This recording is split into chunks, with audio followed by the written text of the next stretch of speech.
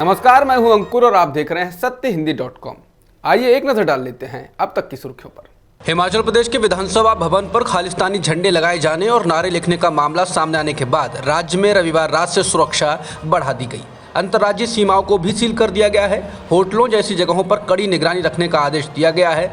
दरअसल इतनी चौकसी इसलिए की जा रही है कि विधानसभा भवन के बाहर जो नारे लिखे थे उसके साथ ही खालिस्तान जनमत संग्रह का आह्वान किया गया था। रिपोर्ट है कि प्रतिबंधित संगठन सिख फॉर जस्टिस यानी कि SFJ ने घोषणा की है कि वो 6 जून को हिमाचल प्रदेश में खालिस्तान जनमत संग्रह कराएगा।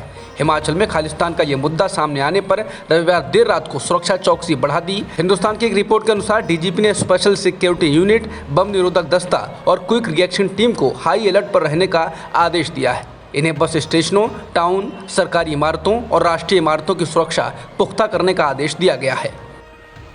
दिल्ली पुलिस को जहांगीरपुरी हिंसा में अदालत की फटकार लगने की खबर मीडिया में आने के बाद चंद घंटों में पुलिस ने जहांगीरपुरी हिंसा के मुख्य आरोपी को गिरफ्तार करने की खबर मीडिया को दी।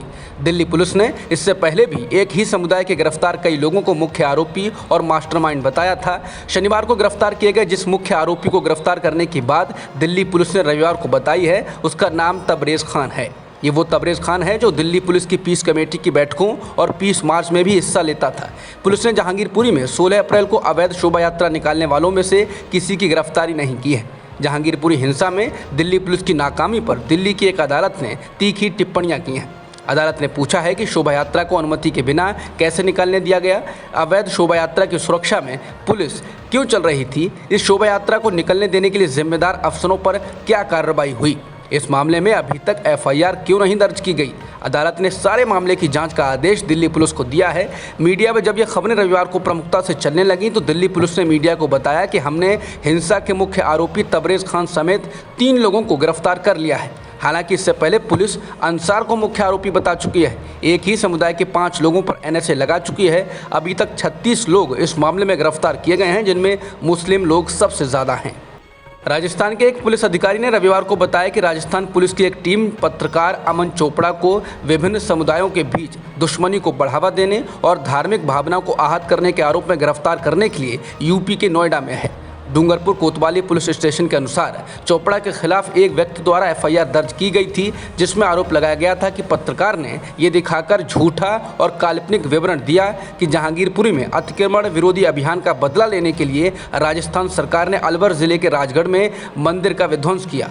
अमन चोपड़ा के खिलाफ बूंदी, अलवर और डूंगरपुर जिलों सहित कई जिलों में देशद्रोह, धार्मिक भावनाओं को ठेस पहुंचाने, 2 समूहों के बीच दुश्मनी को बढ़ावा देने और IT अधिनियम के तहत 23 अप्रैल को विभिन्न धाराओं के तहत 3 FIR दर्ज की गई है।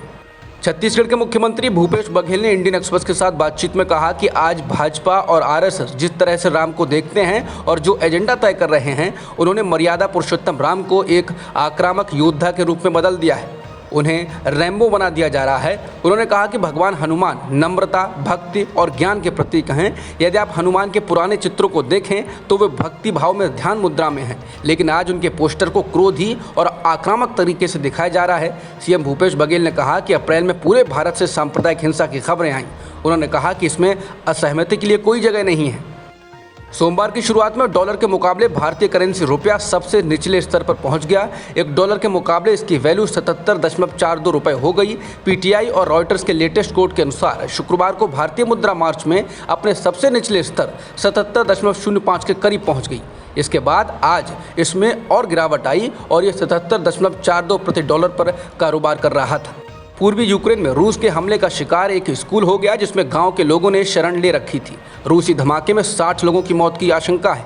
यूक्रेन के राष्ट्रपति वोलोदिमीर ज़ेलेंस्की ने ये जानकारी दी। इससे पहले लोहांस्क क्षेत्र के गवर्नर सेरेई हैदई ने कहा था कि बिलोहोरिवका में 90 लोग एक इमारत में शरण लिए हुए थे धमाके के बाद, जिनमें से सिर्फ 30 लोगों को जिंदा बाहर निकाल लिया गया।